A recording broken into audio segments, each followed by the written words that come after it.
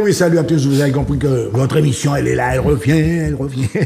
Et alors là, aujourd'hui, un parcours de vie. Alors, nous avons comme invité une dame que vous connaissez, avec son caractère, avec son talent, avec ses réflexions, Madame Imanié Daniel. Bonjour, bonjour Imanié. Bonjour Michel, bonjour tout le monde. Merci pour l'invitation. Alors, mais justement, normalement c'est Dalila Daniel, Imanié Daniel. Alors pourquoi Imanié? Tu as changé ton prénom?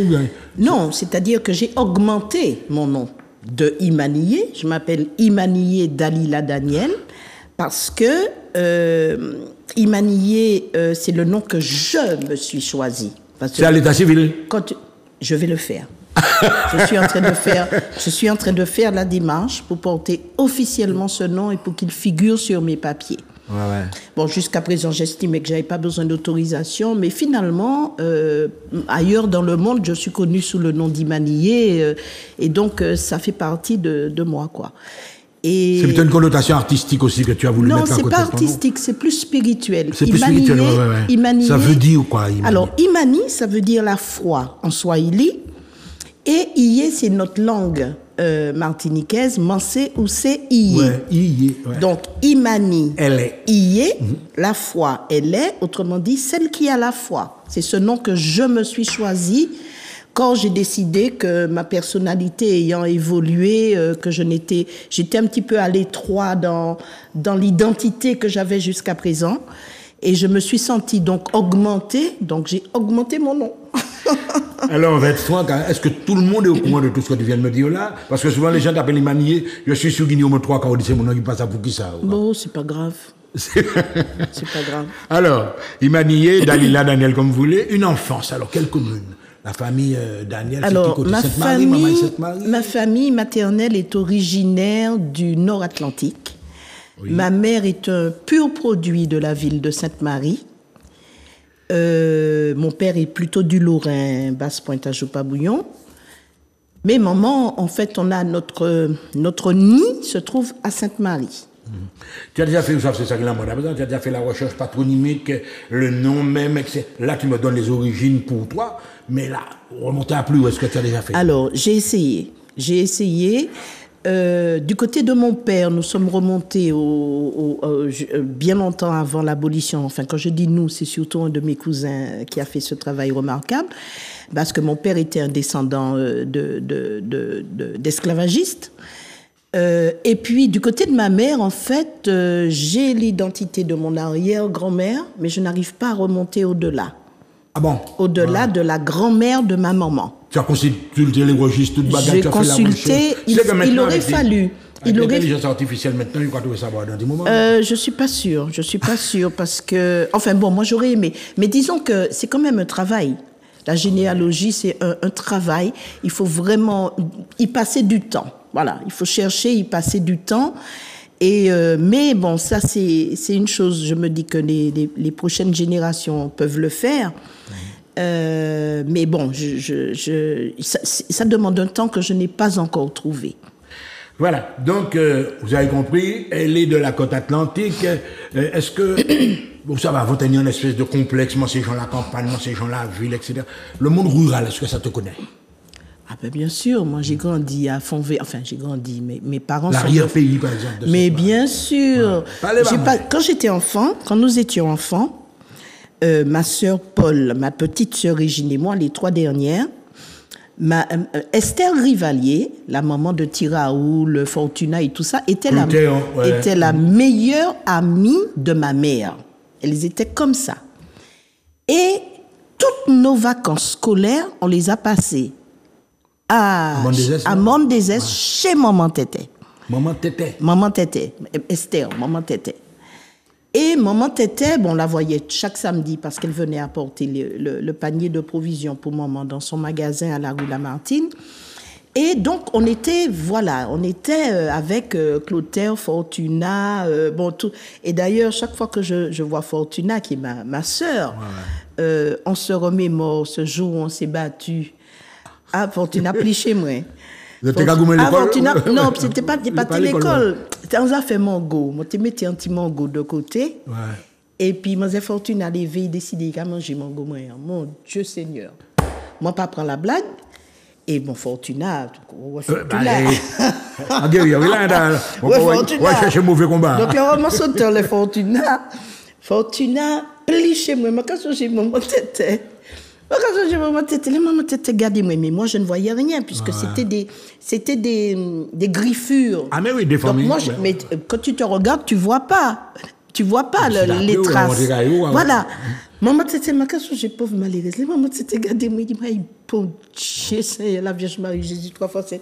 Qu'est-ce que ça dit, mon Sylvanis, alors? Sylvanis, c'est maman Fortuna. Maman Fortuna. Il a regardé moi, il dit, mais qui m'a dit? Il bien vu maman, non, je te dis, c'était les meilleurs. Ma mère, c'était maman Tété, avec Amia Mélina, qui était ma nourrice, c'était vraiment les amis, c'était des sœurs, maman et Esther. Maman Tété. Donc, j'ai grandi. Et c'est étrange parce que j'avais comme ça des souvenirs d'enfance, mais je voyais loin devant et je voyais un chemin qui menait à la rivière, mais j'étais toujours en hauteur et je ne comprenais pas. Je me voyais dominant le paysage. Et quand j'ai rencontré Clotaire qui est devenu mon beau-frère, qui a épousé ma sœur. Eh bien, c'est Clotaire qui me dit, mais oui, mais là, t'es petit, ou t'es peut-être toute bagaille tellement, mais t'es qu'à faire monter en les épaules, moi. Donc, je montais sur ses épaules et j'ai compris pourquoi, dans mes souvenirs d'enfance, j'avais cette impression d'être en altitude comme ça et de regarder le paysage de haut. C'est parce qu'elle montait en les épaules Clotaire. Ouais. Mais les Clotaire, justement, quand noter tous ces petits détails là, parce que là, nous, dans l'enfance, toujours, le monde rural, l'autre dit, monter tout, ou t'es les animaux capaux, la zone de tout ça. Monter bœuf, monter des pibettes là-bas, là, il paraît. Parce que le monde à présent, il a dit comment? C'est pas possible, il m'a nié tes M'en dit aussi comme moi, mais moi, c'est une femme très sensible. Voilà. Donc, nous allons continuer. Donc, là, tu m'as pas dit combien de frères et sœurs, une dizaine? Oui, nous sommes une famille très nombreuse. Ma mère a eu 15 enfants. Elle en a perdu 2. Donc, nous avons été pendant très longtemps 10 filles et 3 garçons. Nous avons perdu malheureusement un frère il y a quelques années, mais nous n'avons pas encore vraiment fait son deuil parce qu'il est mort en Guyane. Il a vécu en Guyane, il est mort en Guyane.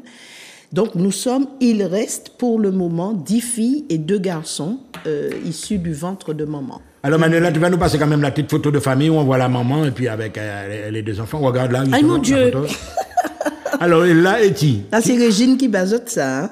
Oui, mais c'est même. Alors, où est-ce que tu es? Moi, je suis à la maman. À la gauche de maman ou à la droite de maman? Je suis à la droite de maman.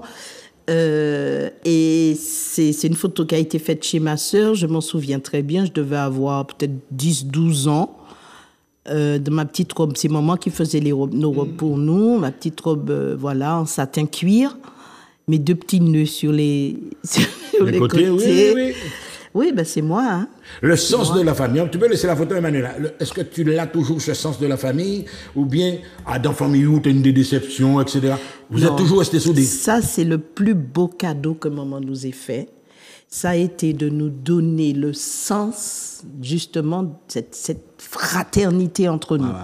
D'ailleurs, dans 2 jours, on se retrouve parce que nous éprouvons, maintenant que nous prenons de l'âge, nous éprouvons le besoin de nous retrouver régulièrement, nous les sœurs, là, les grandes sœurs et le grand frère. C'est très à la mode d'habituer les cousines, les sœurs, tout ça. Mais là, c'est un besoin chez nous. Là, c'est un besoin. Donc, 1 fois par mois, on se réunit chez l'une d'entre nous. Oui. Régulièrement? Oui, on se réunit. Enfin, chaque fois que c'est possible. Des fois, ça ne l'est pas. Mais chaque fois que c'est possible, alors on profite des anniversaires, bien sûr. Mais quand il n'y a pas d'anniversaire, on trouve l'occasion de se réunir sur le terrain familial, d'ailleurs, à Sainte-Marie, où il y a un arbre kénétier qui a été planté par ma grand-mère. On se retrouve sous le kénétier et on célèbre comme ça notre... Et nous sommes contents d'être comme ça. Parce que par les temps qui courent, on se dit, moi je me dis, heureusement que j'ai mes sœurs, parce que mes sœurs, c'est ma confiance dans les autres. Mon frère aussi, mon frère Wilson. Ma famille, c'est ma confiance dans les autres. C'est eux qui me garantissent que les autres ne sont pas un danger pour moi, en fait, un problème, ou qu'il ne risque pas de me décevoir ou de me trahir. C'est grâce à ma famille que j'ai cette assurance, parce que je sais que quoi qu'il arrive, j'ai mes frères, j'ai mes sœurs. Vous êtes solidaires entre vous. Je serai toujours aimée, je serai toujours... et là, de ce côté-là, tu n'as jamais eu de déception? Bon, attends, on peut dire peut-être laisse-moi te dire, ouais. un homme et une femme qui vivent ensemble, qui font des enfants ensemble, il arrive que dans leur vie commune, ils aient des différends. Donc nous avons des différends, nous sommes toutes des fortes personnalités. Ah, mais oui. Donc nous avons des différends, nous avons eu des différends et nous aurons des différends. Donc on se fâche parce qu'on n'est pas d'accord sur tout, il nous arrive de nous fâcher un jour, une semaine, un mois, parfois un an, mais ça ne dure pas. Voilà. Nous allons poursuivre quand même avec cette scolarité primaire, les autres maman CM2, etc. Ton passage en collège, etc. Alors, la scolarité primaire, d'abord, tu vois, l'école où on était qu'à dire. Là, on fait l'école. J'ai fait mes petites classes dans les petites écoles de Fort-de-France, là, Périnon, tout ça. Puis après, maman est allée habiter à Debriant. On a été parmi les premiers habitants de la cité de Debriant. Donc, il y avait une école à Debriant. Je suis rentrée... Non, c'était pas un collège, primaire, tu m'as dit. Primaire, j'ai fait toutes mes classes primaires donc à l'école de Debriant. Et puis je salue mes maîtresses d'ailleurs. Oui. Du cours élémentaire au CM2 à Debriant. Puis après, je suis allée au CES Ernest Renan pour entamer mes études de collège. Ouais. Après, je suis allée au lycée de jeunes filles. Ah bon, tu étais au lycée de jeunes filles, tu as connu Madame Richoun, Manchonchon, les surveillantes générales, etc. Non, moi j'ai connu Madame Plongeur. Madame Plongeur, Amélie. La directrice, Amélie Plongeur. Ça m'intéresse. J'ai eu un contact particulier avec Madame Plongeur parce qu'elle m'a repérée. Parce qu'en fait, lorsqu'on a passé le bac de français, j'ai eu la meilleure note du lycée. Ah ben. Et donc, elle m'a convoquée pour me féliciter. Et elle m'a dit, mais tu es bonne en français, mais les maths. Moi, j'étais bonne en maths aussi, mais bon, j'étais plus une littéraire. Elle me dit, parce que moi, et elle m'apprend, elle me dit, moi, j'ai eu mon bac français et j'ai eu mon bac mathématiques, donc tu pourrais faire la même chose. Je dis non, c'est bon, on verra, mais et donc c'est ce contact. Sinon, Madame Plongeur, elle était dans son bureau, personne ne l'a. Et j'ai connu Madame Titina. J'ai connu Madame Ferrati, la terreur des corrections au baccalauréat. C'était mes professeurs. J'ai connu Monsieur à qui je veux rendre un hommage d'ailleurs, Monsieur Robinel. Monsieur Robinel, qui était surveillant général après au lycée Chelcher. Un grand professeur de philosophie qui est décédé il n'y a pas longtemps. Mais il était jeune, il était un des plus jeunes. Mais oui, il a été prof au lycée Chelcher. Voilà, donc il a été mon prof de philosophie. Il nous a fait adorer la philosophie, ce professeur. Attends, on va s'arrêter là avant de continuer. Voilà. Tu m'as parlé de ton goût pour la littérature, parce que tu sais, avant, il y avait les littéraires et les scientifiques. Enfin, il y avait deux options, si tu veux, qu'on a distinguées dès le départ. Est-ce que tu as fait du latin? J'étais obligée d'en faire. Parce quand tu es une classique, en principe... J'étais obligée d'en faire, mais ça m'a très vite emmerdée. Ça ne m'a jamais intéressée. Et ça ne m'intéressait pas. Ça ne m'intéressait pas. Donc, je l'ai fait parce que c'était au programme. Mais je n'ai rien retenu de ces cours parce qu'ils ne m'ont jamais intéressée. Si tu fais de la linguistique, après, tu vois que ça... Oui, mais je ne fais pas de linguistique. Ah, ouais, donc, je me contente d'écrire la langue, de parler la langue, chercher les origines du mot. Quand ça m'intéresse, je vais chercher l'origine d'un mot. Mais tout ce qu'on nous faisait apprendre là, je trouvais ça parfaitement inutile. Les déclinaisons. Ouais, non, ça ne m'a jamais intéressé. Voilà, alors on va continuer. Mais alors, là, tu es déjà dans ta jeunesse, on va dire, ta prime jeunesse, une adolescente. Tu étais sportive, tu avais déjà la fibre artistique. Ah oui, j'avais la fibre artistique très tôt. Ma mère m'a fait prendre des cours de piano avec Grazielle Bontemps. Madame Bontemps, j'ai fait 5 ans de piano, la méthode rose avec Madame Bontemps, qui était près du Pax et puis après à la rue Gallieni. Donc avec Madame Bontemps, j'ai échangé énormément parce qu'on passait la moitié du cours à parler et puis l'autre moitié dans notre méthode rose. Elle m'a appris beaucoup de choses, Madame Bontemps. Qui était aussi une bonne connaissance de maman. Et alors, c'était quoi ta question déjà? Eh ben, Est-ce que j'ai eu la fibre artistique? La fibre artistique très Alors, tôt, on a parlé de sport et de fibre artistique. Ouais, ouais. Étrangement, je composais beaucoup, mais je ne m'en rendais pas compte. C'est-à-dire que j'avais une chanson dans la tête, que je fredonnais un jour, 2 jours, 3 jours. Et c'est longtemps après, mais je chantais ça, je disais, mais c'est quoi cette chanson? C'est qui est-ce qui chante ça? Ou qui est-ce qui c'est quoi cette musique?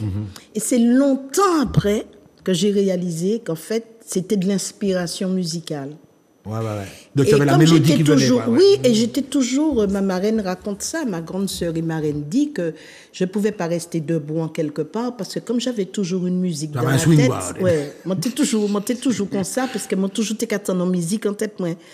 Et ma mère m'a fait prendre des cours de piano, ce dont je la remercie parce que ça m'a énormément aidée lorsque j'ai réalisé que je composais, que ce n'était pas si mal et que peut-être que je ferais mieux d'approfondir cette possibilité que j'avais, le piano m'a beaucoup aidé. Le piano t'a beaucoup aidé. Beaucoup. Donc justement, alors surtout toi, je retiens surtout les textes. Tu as des textes qui sont forts. Alors la puissance même des mots, tu la découvres à quel moment tu commences à écrire vraiment? Alors, le sens poétique.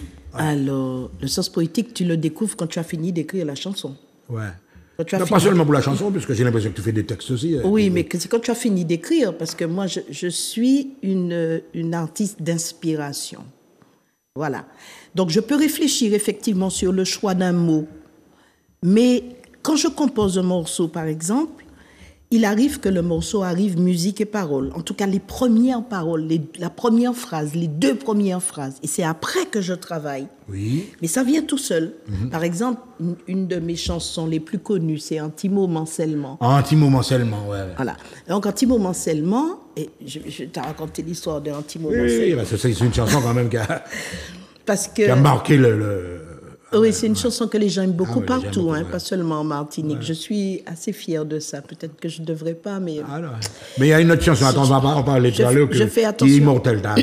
Je fais attention à mon ego, donc... mais non, il ne faut pas. Il doit dire ça. Voilà. Mais alors, Anti-moment seulement, j'ai une anecdote, si tu le permets. J'habite sur la route de Balata, Gertrude habite quelques kilomètres plus loin, ça fait quelque temps que je ne l'ai pas vue. Et puis un jour, je suis chez moi, j'avais un tout petit piano de 2 octaves, petit jouet, quoi. Ouais. Un petit jouet. Et je fais ça et la mélodie vient. Je reste 3 jours en transe. 3 jours, 3 nuits, à tirer le fil comme ça, à tirer le fil. Et au fur et à mesure, les paroles viennent, j'écris les paroles. Et puis je me dis, mon Dieu, Gertrude, parce que c'est à Gertrude que je pense quand mais oui, tu vois déjà l'interprète. Ouais.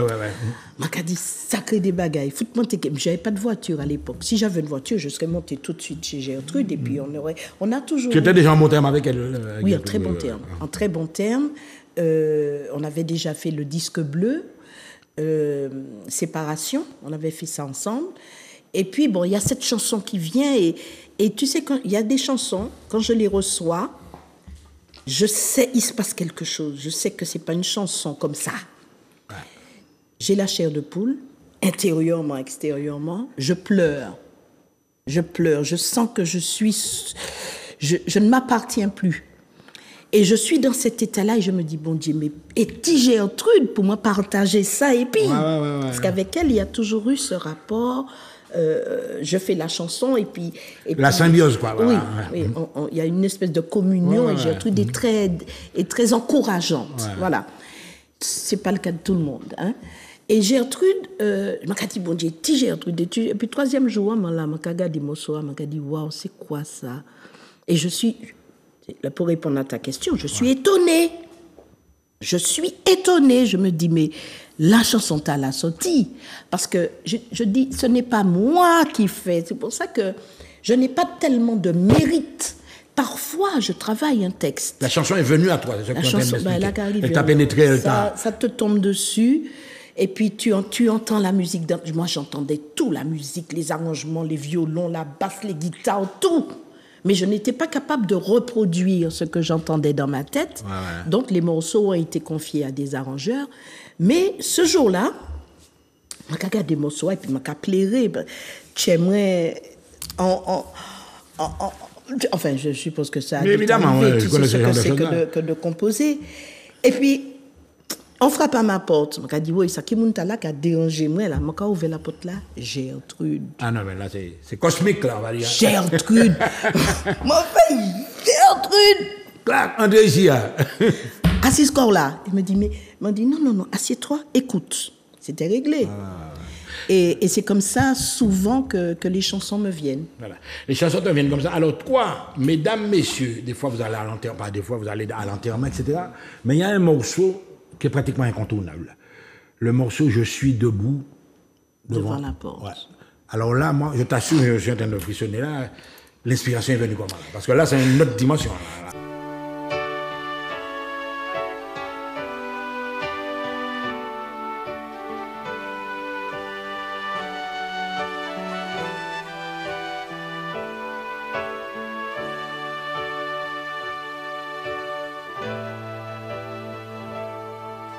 Je suis debout devant la porte et je frappe toi coup dans mon cœur. Je suis debout devant la porte. Ouvre-moi, oh Seigneur. Entrez dans ta maison sans pierre, où selon ton désir me conduisent mes pas. Tu es la seule demeure sur terre qui n'ait besoin de murs, de fenêtres et de toits. Je suis debout devant la porte et je frappe toi coup dans mon cœur. Je suis debout devant la porte. Ouvre-moi, oh Seigneur. Pouvoir étaler ma misère, obtenir tes faveurs, quémander ton pardon. Tu es le seul juge de la terre qui n'ait besoin de preuves, de tort ou de raison.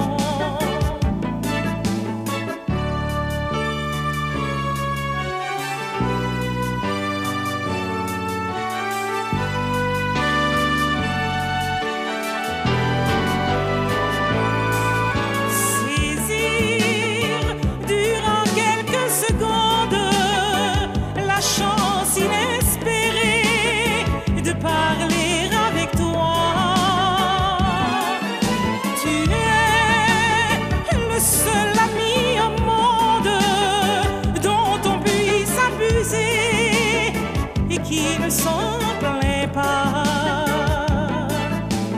Je suis debout devant la porte et je frappe trois coups dans mon cœur. Je suis debout devant la porte. Ouvre-moi, oh Seigneur. Tu es la seule patrie au monde, le pays sans drapeau, ni frontières, ni blason, bâti de choses et de prières.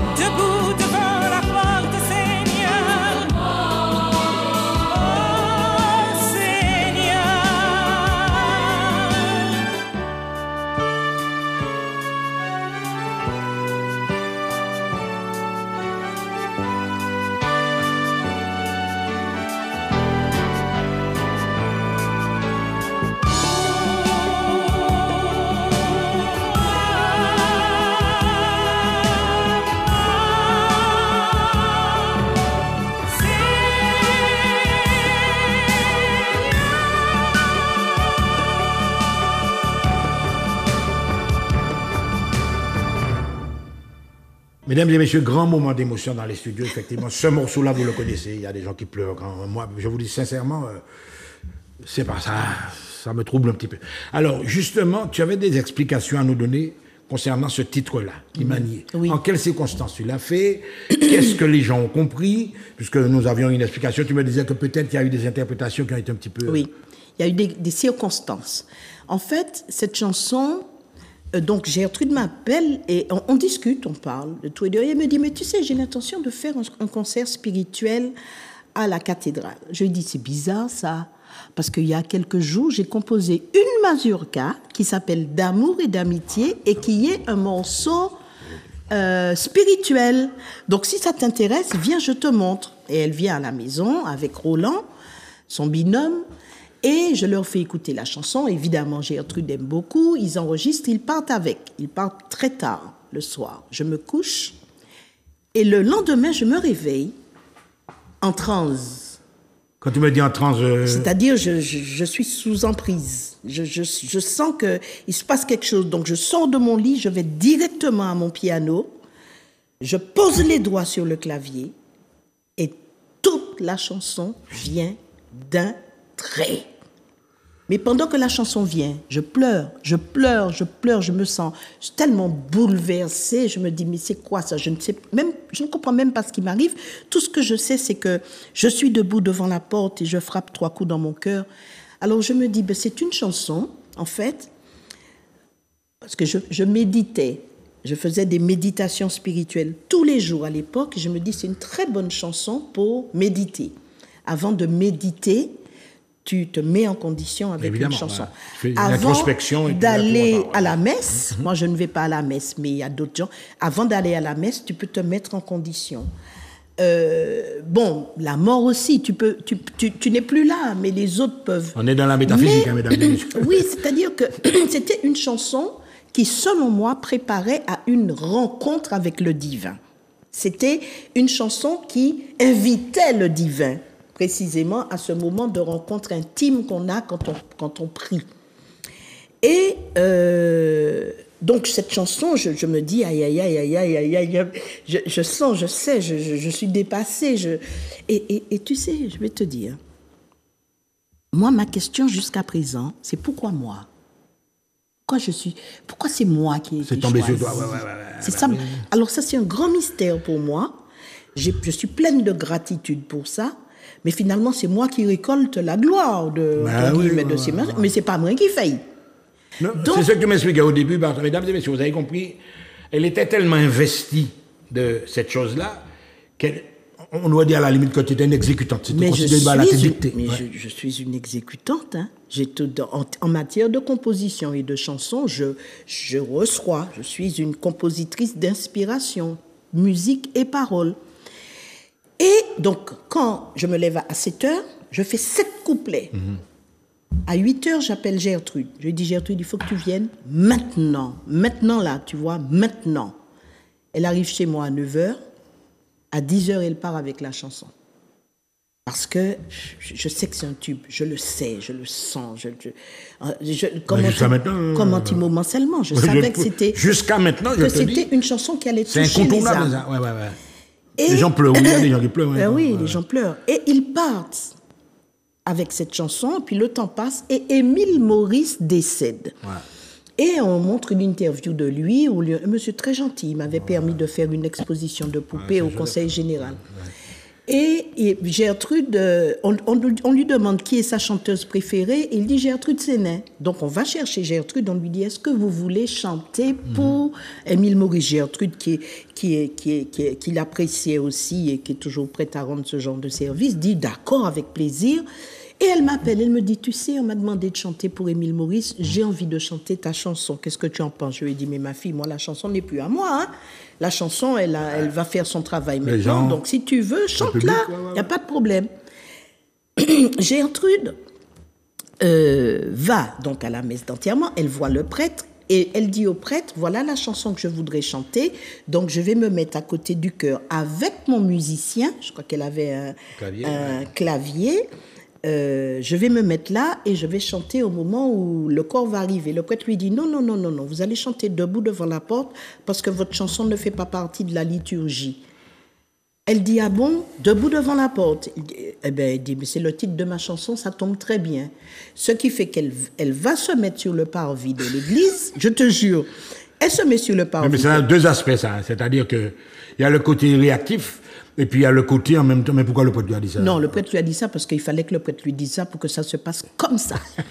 Donc, elle est allée sur le parvis. Son musicien est au fond de l'église, elle va sur le parvis, et au moment où on arrive avec la dépouille, enfin avec le monsieur Maurice, il s'arrête devant la porte de l'église, Gertrude est devant la porte de l'église, et Gertrude chante. Ce qu'on ne savait pas, et qui va tout précipiter, c'est que les funérailles sont retransmises en direct à la télévision.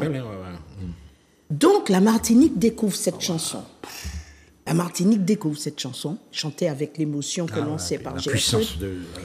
Le lendemain, elle sort, elle ne peut pas marcher dans la rue. C'est elle qui me raconte après. Elle ne peut pas marcher dans la rue et on lui dit, il faut faire ça, il faut faire ça, il faut faire ça. Donc, elle réalise le potentiel de la chanson et décide d'en faire un CD. Et c'est là que tout part. Et donc, c'est devenu la chanson des enterrements, mais ce n'est pas une chanson que j'ai faite pour les enterrements. Mais tu sais, une chanson, c'est comme ça, le destin t'échappe.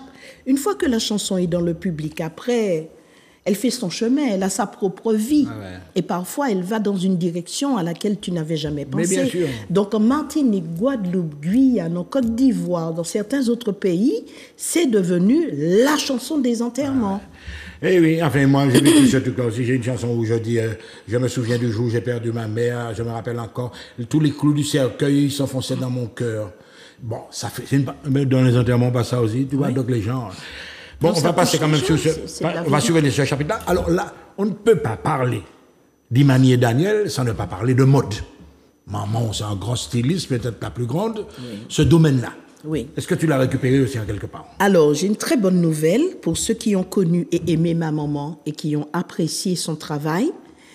Je suis en train d'accoucher. Je suis en train d'accoucher du grand livre du costume traditionnel martiniquais, qui sera dédié à ma mère et à son œuvre, dans lequel je vais partir des origines jusqu'à maman qui a remis la tradition à la mode. Parce que maman, elle a commencé par restaurer la tradition, l'exhumer, la ressusciter à coups de spectacles auxquels tu as participé.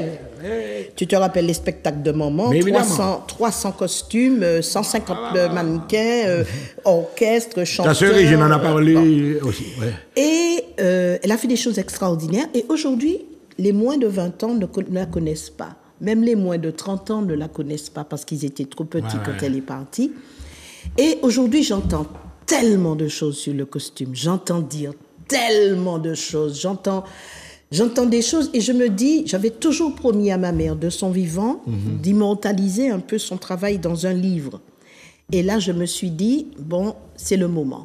Donc, je suis en train d'écrire ce livre et de montrer comment maman a révolutionné la notion, l'idée qu'on se faisait de s'habiller dans sa propre identité, parce qu'elle a modernisé et adapté les costumes aux besoins esthétiques et pratiques des femmes d'aujourd'hui.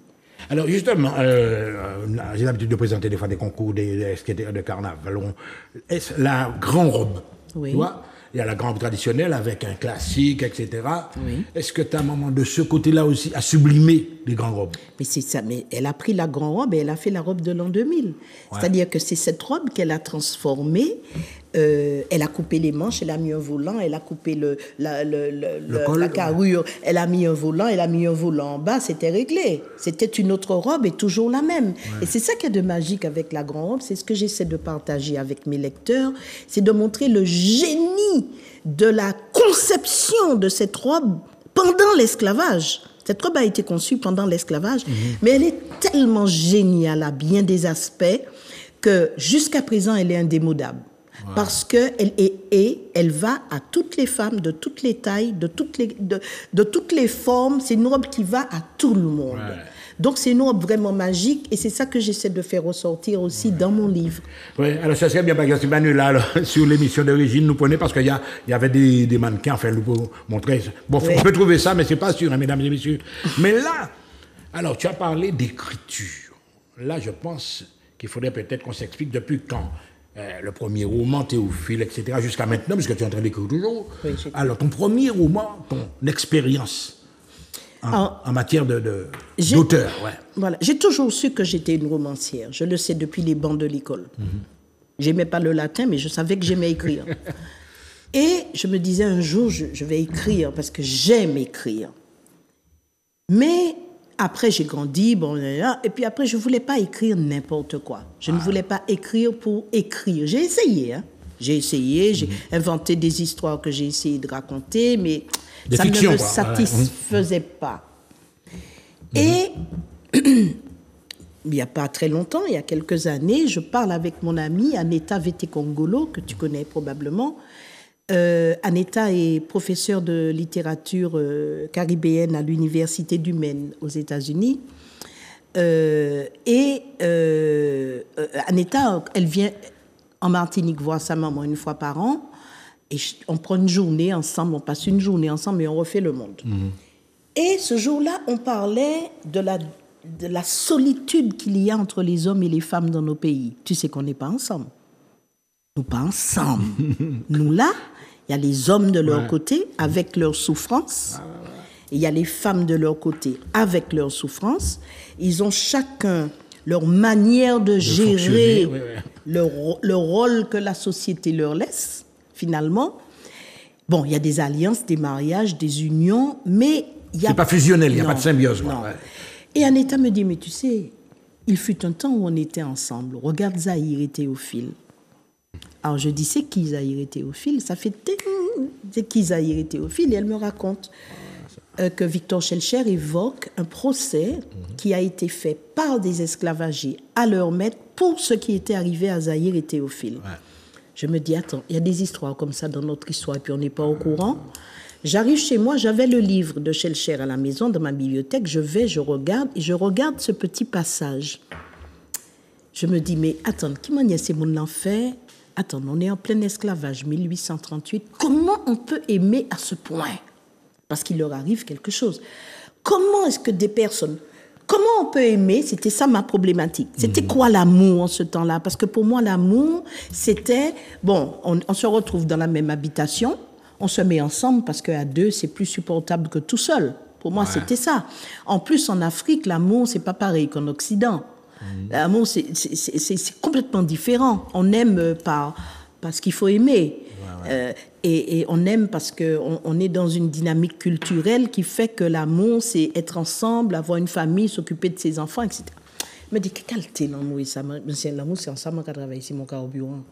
On m'a dit, mais je ne comprends pas. Comment on peut aimer à ce point quand on ne s'appartient pas soi-même? Corps au patao, temps au patao, l'énergie au patao. Si vous faites un riche, c'est pas un riche, vous faites c'est un piti, vous faites mettre là. Qui qualité l'amour et ça? Qui m'a peut aimer l'amour? N'importe qui peut venir prendre, maltraiter, lui faire du mal devant toi. Tu peux même pas défendre la personne. C'était quoi? Ça peut être tête, moi. Moi, j'aime comprendre les choses. Il y a besoin de comprendre. Je cherche. Et un jour, je tombe sur les actes de décès de Zahir et Théophile.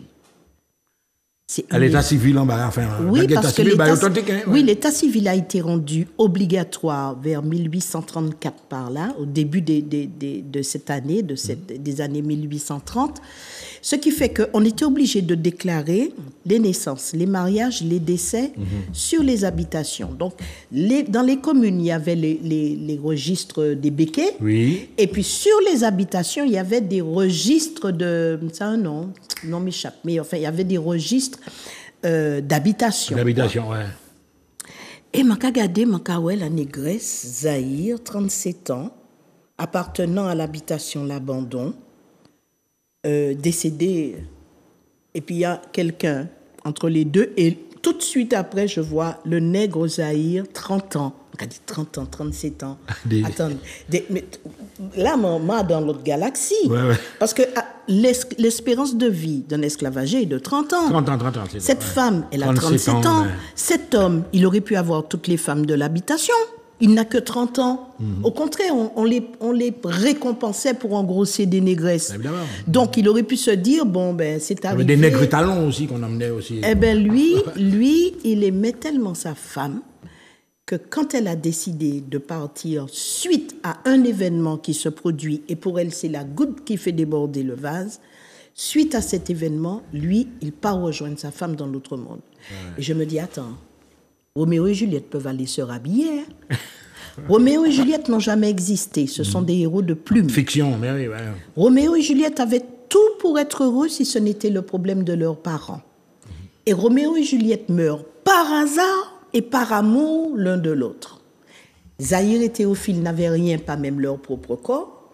Ils ont vraiment existé. On a leurs actes de décès, traces de leur passage sur Terre et de la véracité de cette anecdote que Schellcher raconte. Et Zahir et Théophile, de manière tout à fait incroyable, vont revenir 170 ans après leur mort pour nous dire, voilà votre vraie histoire. Pourquoi ? Parce que quand je découvre Zahir et Théophile, je me dis, ils ont vraiment existé. Et là, je réalise que l'histoire que j'attendais depuis toujours m'a rencontré. Te revient, ouais. L'histoire m'a rencontré. Et en rencontrant cette histoire, je rentre dans l'histoire de la Martinique. Parce que quand je vois Zahir et Théophile, je vois leur vie, je vois leur histoire, je me dis, waouh, mais il faut que les Martiniquais connaissent ça. On a des histoires pareilles et puis on ne le sait pas. Donc voilà l'histoire que je vais raconter.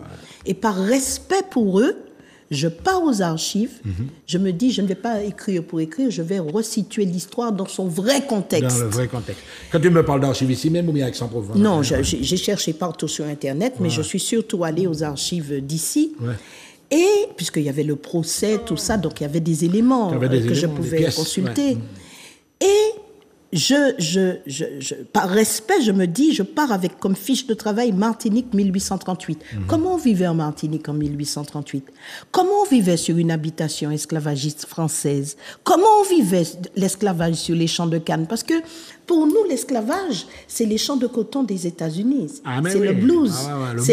Mais dans nos champs de canne, là, on passe dessus tous les jours. Comment on vivait cet esclavage? Comment on vivait ça? Donc, je vais chercher, j'ouvre les archives coloniales et j'atterris dans un autre monde, une autre galaxie. Parce qu'on ne pourra jamais imaginer et concevoir le niveau d'inhumanité qui a été atteint de part et d'autre de cette histoire dans notre petit pays, notre île au soleil, paradis entre terre et ciel, etc. Je découvre ça. Je lis des procès, je lis des comptes rendus de conseil colonial. Je lis, je me dis, c'est pas vrai, ça n'a pas pu se faire sur mon île, ça n'a pas pu exister. Et je tombe sur des réunions du conseil colonial où il est question de savoir qu'est-ce que nous allons faire des 77 000 nègres qui sont là si un jour on doit abolir. On fait quoi? On ne peut pas les relâcher. Si on les relâche, ils vont vouloir se venger, on est mort. Donc, il faut qu'on prépare, il faut qu'on se prépare. Donc l'État, l'Église et les créoles vont s'asseoir autour d'une table et ils vont programmer, moi je dirais, ce que nous sommes aujourd'hui. On va faire une petite halte. Alors là, on est entré, mesdames et messieurs, vous avez compris, dans le volet militant. Parce que, bah oui, on crée un chat, quoi. Imanier nous parle de tout, de mode, de chansons, de toute cas de bagailles. Mais Imanier, pour moi, en réalité, c'est une militante. Mais une militante de longue date. Hein. Et tout ce qu'elle fait là maintenant, ce sont peut-être des choses qui sont déjà pesées, etc. Quand tu es militante, que tu prends des positions comme ça, et que tu regardes le pays actuellement, quelle est ta réflexion? Est-ce que tu penses que les choses ont évolué depuis? C'est-à-dire que, non, il y a un combat. Tu as un regard quand même sur ce qui se passe là. Bien sûr, bien sûr. Moi, j'aime mon pays, j'aime ce pays. Même si je me sens aussi bien en Afrique qu'ici, mais ici, c'est la lombrique m'intéresse, quoi, tu vois. J'aime ce pays. Et je suis... je ne sais pas comment... Je suis... Il y a un entretien entre ma vie spirituelle et ma vie sociale sur place. Ma vie spirituelle m'interdit de me décourager. La notion que j'ai de l'univers, du divin, m'interdit de penser que ça va aller de mal en pire et qu'on va finir par mourir, disparaître, être remplacé, génocide par substitution, machin. Je n'efface pas, je suis consciente que ça existe. J'analyse, Mais je ne veux pas céder au découragement parce que ma spiritualité me l'interdit. Donc, je pose un regard lucide sur ma société. Je m'indigne parfois, je m'étonne parfois publiquement de ceci ou de cela. Et de l'autre côté, en fait, je suis un petit peu en porte-à-faux, en contradiction. Je ne sais pas comment il faut le dire, mais il y a disons, Dalila, qui est dans la société et qui se dit, mais là, nous qu'à aller comme ça. Moi, ce qui me désole le plus, ce qui me chagrine le plus, ce qui me fait le plus mal, c'est nos jeunes. Mais c'est ça, je voulais arriver, c'est là que mon objectif, c'était ça. Quand tu vois ce qui... C'est de voir ce potentiel... La vision à long terme, d'intelligence... Le cerveau... inutilisé. Laisser livrer à toutes sortes de désirs que l'on entretient, de désirs de choses matérielles où il faut beaucoup d'argent, etc. C'est cette jeunesse que l'on méprise. On passe à côté d'eux dans la rue, on ne les regarde pas, on ne les voit pas, on a des visières, on ne leur dit pas bonjour. Ils sont là, ce sont nos enfants, ces garçons, et ces filles de plus en plus. Ce sont nos enfants. Ce sont nos neveux, ce sont nos petits-enfants. C'est notre chair qui est sous les abribus, là. Et on les méprise. Et on ne leur dit pas bonjour. Et on ne s'occupe pas d'eux. C'est des vagabonds. Bon. Donc, ça me touche beaucoup.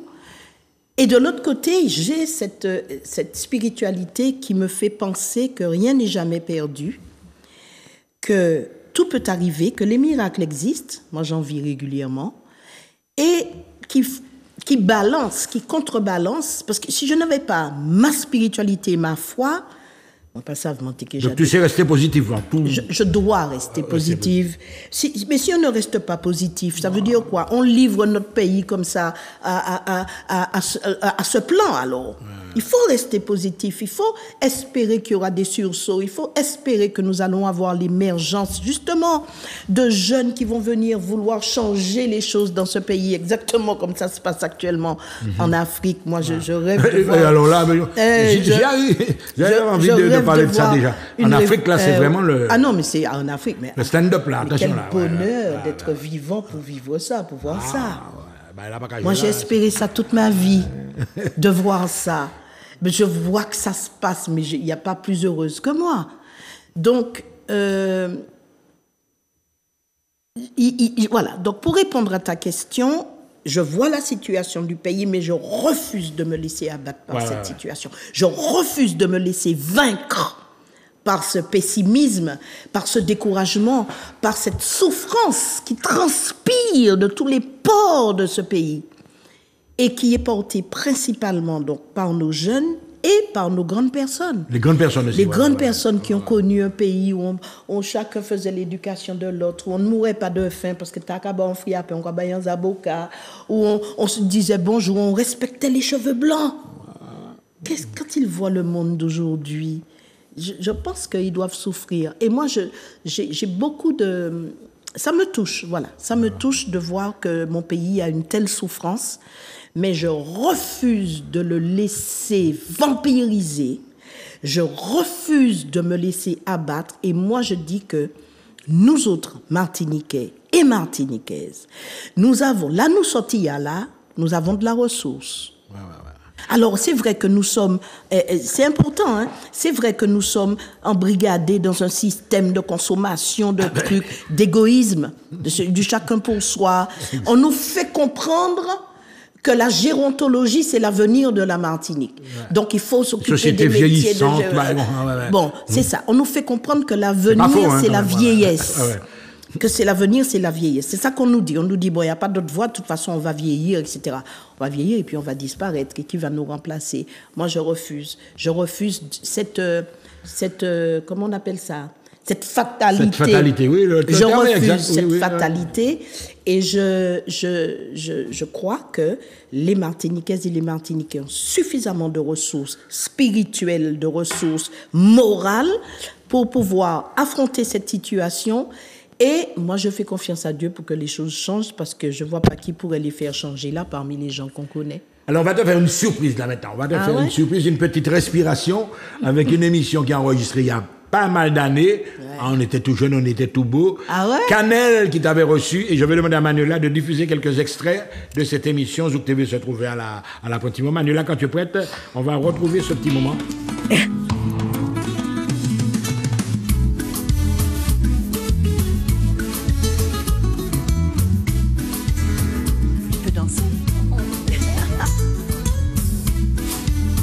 Je vais te raconter une histoire. Alors, tu vas me dire si ce n'est pas vrai. L'idée est dans la vie où les en bagaille ou pas ça fouchi, mais les bagailles la prend tout. Il qu'a fait toute bagaille pour les rendre fous. Moi, ni petit bagaille, moi, c'est un petit bagaille extraordinaire. Qui qu'apprend l'en même moins, qui témoin montrer ou qui ça y a besoin. Tout doux pichonnel, doudou m'en c'est pichonnel.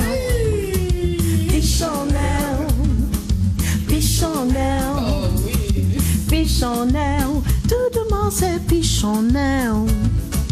Pichonnel, pichonnel. Je suis une grande dame, quand on a su allumer ma flamme, j'enfile une paire de gants et je mets les petits plats dans les grands. Je ne suis que douceur, fruits, bonbons, fleurs.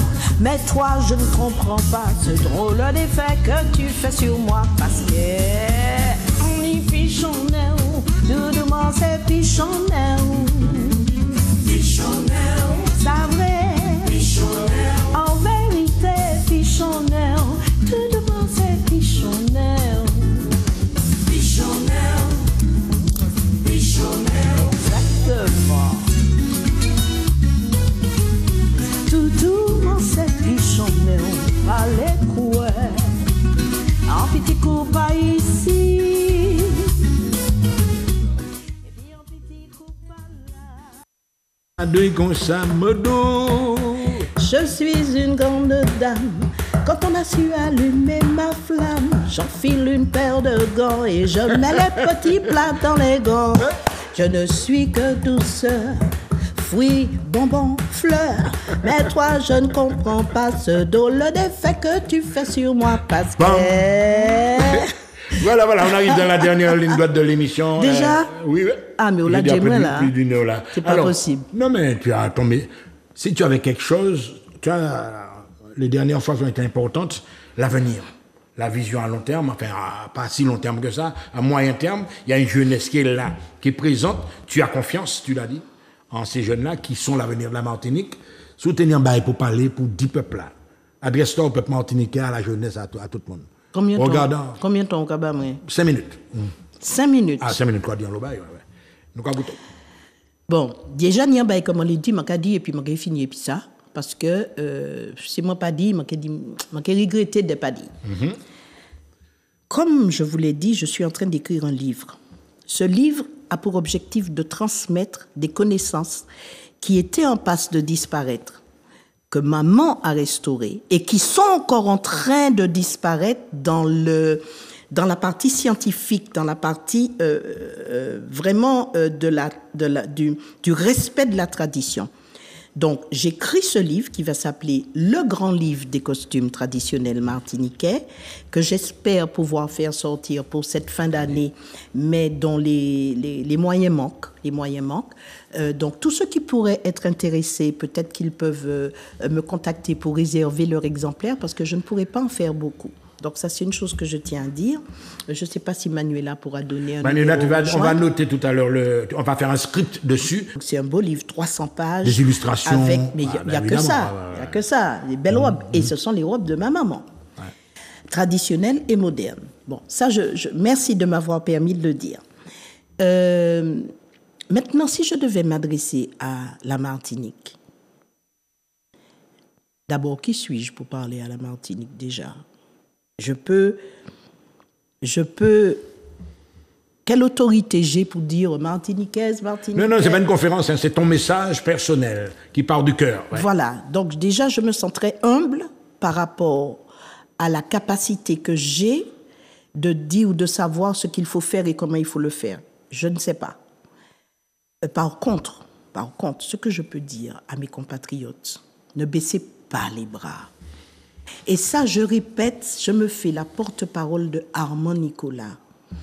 Armand Nicolas, lors d'une rencontre que nous avions faite à l'Atrium pour lui rendre hommage, quand on lui a demandé le mot de la fin, c'est ça qu'il a dit. Il a dit, ne laissez pas les gens vous faire croire que nous sommes perdus et que c'est fini, que nous allons vieillir, mourir et disparaître. Ce n'est pas vrai. Ce n'est vrai que si on accepte cela. Mais nous avons un potentiel, nous avons une culture et nous avons tellement de choses dans notre patrimoine. Hier, j'étais à une conférence sur les bijoux. Ne serait-ce que la bijouterie martiniquaise, tout ce qu'elle a à dire et à apprendre, ça mérite. C'est une encyclopédie. Donc, quand on cherche comme ça, quand on va dans le patrimoine que nos ancêtres nous ont laissé, il y a de quoi faire, il y a de quoi travailler, il y a de quoi s'émerveiller, il y a de quoi reprendre du poil de la bête, revenir en estime de soi et se dire, si Adam de l'esclavage, ancêtre nous fait ça, nous n'y la possibilité quand même de faire aussi, puisque nous esclaves d'une certaine façon, mais nous payons aller d'un point à un autre sans montrer passeport nous. Bon, donc, voilà, j'aurais aimé dire à mes compatriotes de ne pas se décourager. J'aimerais dire aux papas et aux mamans de veiller à ce que leurs enfants regardent à la télévision, de veiller aux jeux vidéo avec lesquels ils jouent. Parce que moi, quand il y a 30 ans, j'ai vu apparaître les Pokémon dans les écoles, je me suis dit, mais attends, les enfants, ils jouent à se tuer, ils gagnent des vies en se tuant. Dans 20 ans, cette jeunesse-là, ils vont se tirer dessus. C'est ce qui se passe. Donc, ça veut dire que donner aux enfants du nan-nan pour qu'ils aient de quoi se raccrocher lorsque tout aura l'air d'être perdu. Il faut qu'il y ait des racines auxquelles ils puissent s'accrocher. Et ça, c'est le rôle des parents. C'est pas forcément ni le rôle de la société, ni le rôle de l'école. Et puis, une dernière chose, si tu le permets, que je voudrais dire. Mes amis, aimons-nous les uns les autres. Ça a l'air tellement... con de le dire, mais quand on a l'amour, on sait ce qu'il faut faire, on sait comment il faut faire. Si on aime la Martinique, si on s'aime, si on aime nos familles, nos enfants, on devrait pouvoir trouver des solutions par l'amour, parce que tous les autres aspects ont fait leurs preuves et montré leurs limites. Donc, réveillons l'amour, réveillons la solidarité, réveillons tout ce qui va avec le fait de se soucier de l'autre. En tout cas, merci à Imanié Dalila Daniel. Vous avez passé un bon moment avec une femme de conviction, une femme qui sait parler à son pays. À très bientôt sur The Merci TV. à vous. Ouais. Merci Michel. Ouais.